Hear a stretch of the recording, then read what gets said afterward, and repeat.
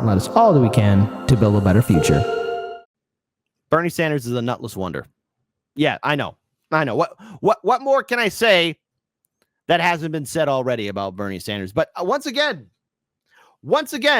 Senator Bernie Sanders from the great state of Vermont kind of refuses to talk about the word genocide. George Galloway would like a word with you. Your entire remnants of your progressive movement would like a word with you, sir, about the word a genocide that's taking place in Gaza.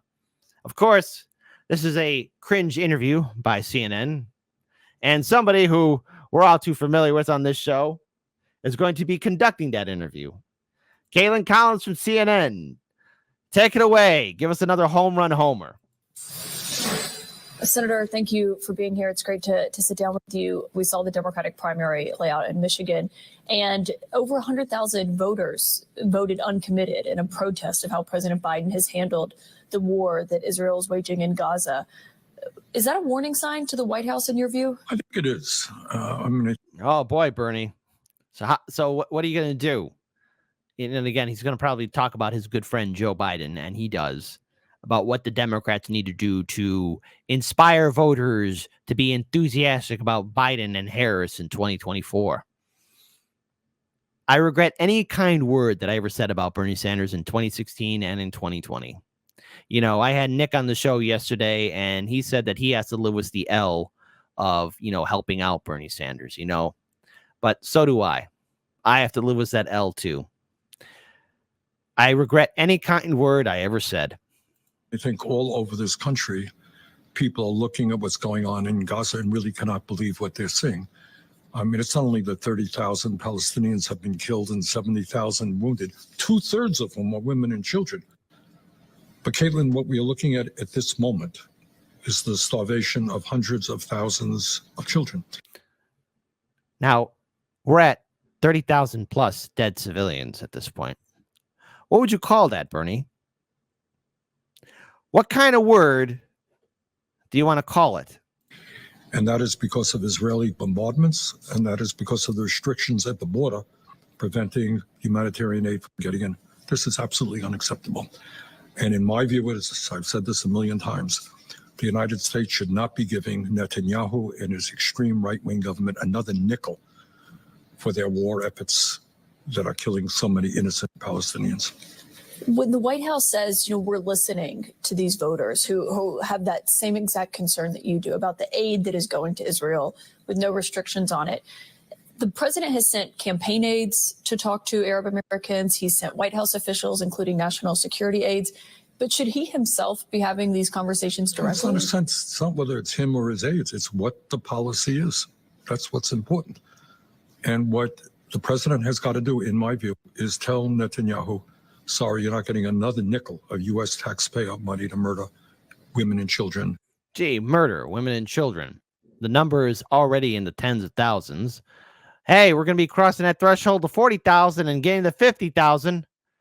What kind of word do you want to call it, Bernie? In Gaza, there has to be a major change in the Israeli policies. It has a lot to do with the two-state solution and where we go at the end. Netanyahu made it very clear he doesn't want to do a two-state solution. He doesn't want to do it. Stop bringing it up. He said he doesn't want to do it. He doesn't want to do it, Bernie. Why do you keep bringing it up? He's made it very clear to all of us he doesn't want to do a two-state solution. How can there be a two-state solution? Have you not seen the pictures from Gaza? I have no idea how they're ever going to rebuild themselves up again. How is that even possible after all the damage Israel's done? The end of this war. If he doesn't do that, do you think those 100,000 voters won't come home in November? Well, nobody can speculate it. Nobody knows. Well, first of all, that 100,000 voters, if you, in the off chance you see this video, you have nothing to be ashamed of. You have nothing to apologize for. And if you want to stay home and not vote, that's on you. That's good. Whatever. Do what you want to do. If you want to vote independent third party, go ahead and do it. Bernie's words won't change Biden's mind, and Biden won't change his mind either because he's too senile and he's going to forget all about what's happening in Gaza. You haven't talked to 100,000 of them lately, have you? Nobody has. So, but I do think this. The contrast between Biden and Trump is pretty clear. And I think most of those people who voted for uncommitted understand that. I am not afraid of a Trump presidency. And I think pretty sure those 100,000 people who voted uncommitted, because I saw those interviews on MSNBC and CNN before the Michigan primary. And you want to know all those voters are saying, I'm not going to let Trump derangement syndrome get the better of me. Why should I be afraid of Trump when Biden is allowing a genocide to take place? Because remember, the vote blew no matter who. All of you said that Trump was going to lead us to World War III, that Trump was going to lead us to an economic instability. Trump was going to turn a blind eye to man-made disasters and natural disasters. Trump wasn't going to do anything to protect the woman's right to choose. Trump wasn't going to do anything to protect our civil liberties and so much more. But wait, all that's happening under Biden. So what's the difference between Trump and Biden? Truth be told, and it's just my opinion, at least Trump's more entertaining and funny. There we go. Okay. And before anyone types in the comment section, oh, you're a Trump supporter. I'm not a Trump supporter. But my goodness, if the Democrats actually had functioning brain cells, you could debate Donald Trump and win. And if you actually had follow through and actually implement good progressive policies to make the lives of the American people better, I know, controversial statement there, maybe you wouldn't be in this little quagmire right now, Democrats. Maybe you wouldn't be in this little situation, in this little quandary right now. Biden has done, by and large, a good job for working people. He understands that climate change is real. And on the other hand, you have Donald Trump, who is a pathological liar, who wants to deny every woman in America the right to control her own body, who doesn't even understand that climate change is real. So I think the choice is clear, but I think there are a lot of people who are upset about the president's policies regarding the war in Israel. You've been really outspoken in calling for a ceasefire, and you're a champion of policies on the left. I mean, everyone witnessed your runs for president. You, though, have also faced some of what President Biden has when he's out speaking publicly, which is people calling for ceasefires or calling for you to call it a genocide, something that you... Oh, my goodness. Now, what do you think he's going to say? What do you think he's going to say? The word genocide. I got to give it up for Kathleen Collins, okay, from CNN. She did her job. She said the G word. My goodness. I hope she doesn't get yelled at by her producer. But folks, what do you think? You think Bernie Sanders is going to say something different in this video? You think he's actually going to, acknowledge the word genocide? Type 1 for Kit have face, you awful man. You awful, awful man. He's going to say it, and this time he's going to be the fighter that we all know him to be. Type 2, he's going to tiptoe around the word and give a word salad. I wonder how many twos. We're going to get in the chat. I wonder. The president's policies regarding the war in Israel. You've been really outspoken in calling for a ceasefire, and you're a champion of policies on the left. I mean, everyone witnessed your runs for president. You, though, have also faced some of what President Biden has when he's out speaking publicly, which is people calling for ceasefires or calling for you to call it a genocide, something that you have not. Yeah, I know. That's true. But I don't know that we want to be arguing whether it's a mass slaughter or a genocide. I'm sorry, what? What? Oh, later on the show, I'm going to be talking about what happened with the flower massacre. What do you want to call it, Bernie? What do you have? Huh? Hold on, look. Hold on. Hold on. All right, in case you guys don't see it, this right here, hold on, is a Dosaurus I have in my hand, right? Dosaurus. It's not a dinosaur. It's a Dosaurus, all right? All right, now, in this book of words, in this big old book of words, there's a lot of things to talk about, right? So, the word genocide, let's see if we can have it in here, it's kind of an important thing, but I'm pretty sure there's like a lot of things that you could find in there, in the big book of words, what word do you want to use? Mass slaughter, genocide? Well, what is it, Bernie? That's true. But I don't know that we want to be arguing whether it's a mass slaughter or a genocide. It's kind of a technical term that the International Court of Justice is looking at. Look, the real issue is with 30,000 dead and 70,000 wounded and hundreds of thousands of children starving to death, I would hope that every sane American wants this war ended and ended. Now look, slaughter, butchery, massacre, carnage, murder, killing. Okay, we're going to go to the word killing. Hang on. Who says you can't learn anything here with Hard Lens Media? See, we're a family-friendly show. We get to talk about knowledge. Wow. Look at this. Killing. Nouns. Killing, homicide, manslaughter, murder, assassination, bloodshed, bloodletting, slaughter, carnage, butchery, decimation, annihilation. Hold on. This word here that's following after annihilation spelled genocide. Huh. Genocide. Huh. See? We didn't have to use Wikipedia. We used an old-fashioned book. Book. Say that again, Bernie. Yeah, I know. That's true.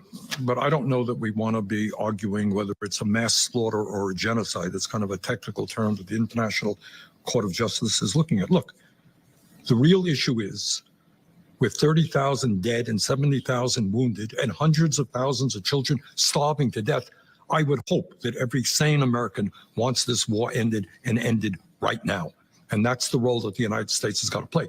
And we have a special role because we have supported Israel for many, many years, $3.5 billion in military aid every year. And now there are those in Congress who want to give them another $10 billion to continue this war. So yes, killing, warfare. So what is it, Bernie? I think the goal right now is for us to rally around the effort to say no more military aid for Netanyahu in this terrible war. Yes. Okay. Wow. Bernie, you nutless wonder, you cuck. But don't worry, folks. Don't worry, folks. This isn't the first time Bernie tiptoed around the word. Hey! Shout out again to Mint Press News for actually getting out the subtitles on this video. And in case the volume's too low, I will edit this so the volume's a little bit higher. But here's where Bernie in Ireland, and we played this video before, where he says he gets a little queasy about hearing the word a genocide. What's going on right now is absolutely outrageous. We've got to do everything that we can to end the slaughter of innocent men, women, and children. What I have supported, and I will work as hard as I can to get the Biden administration to support, is a UN trying to bring about a ceasefire, a humanitarian clause ceasefire, in order to provide the desperately needed aid that the Gaza people need. When you get to the word, I get a little bit queasy, and I don't what genocide. And we use the word. We got to be careful. Oh my goodness! You gotta be careful about using the words. When you get to the word, I get a little bit queasy, and I don't what genocide. And we use the word. We got to be careful about that word. It is a genocide. What's your definition of genocide? Bernie, you have funded Zionism yourself. You have funded the Israeli settler state. Here you are, pretending you aren't. It is disgusting. Liar, liar, genocide denier. Liar, liar, genocide denier. It's disgusting. It is reprehensible. You are a child killer. You are a genocide denier. The United States military-industrial complex are the largest murderers in the world. It does not matter if it is a Democrat or a Republican. You have murdered people around the world. The Native Americans are still being genocided. I have never heard you once speak about genocide.